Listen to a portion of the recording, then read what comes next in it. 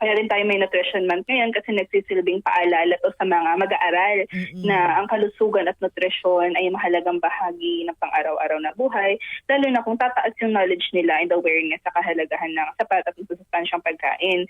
Mas ma-appreciate nila and mag-generate ito ng positive behavior change, like possible na magpusa sila to engage sa healthy food choices and lifestyle at a young age, kagaya na na-mention yung kanina. So yun, matututuhan nila yung kahalagahan ng pagkakaroon ng good health through proper diet and nutrition. Pagkain talaga. Alam mo, may kukwento lang ako sa iyo, no? So, pinag-uusapan natin ng Nutrition Month. Baka naman ito ay nararanasan din ng iba nating mga magulang, no? Mga guardian. Sabi ng lolo, ng nanay at tatay, kumain ka ng gulay, Pedro.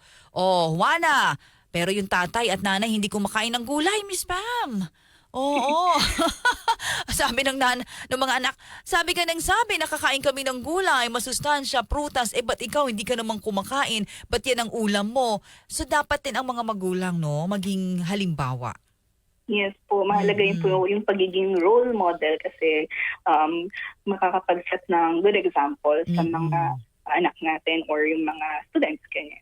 Tsaka yung baon, no? Yung pinaprepara ni nanay, ni lola, tita, na baon ng bata. Di ba, Miss Pam, pagbitbit sa eskwela, meron ka dyan. Ano sabi nyo, yung makulay, di ba? Meron ka dyan. Yes po. Pipino. Color your plate kasi mas makulay po, mas maraming nutrients na may include.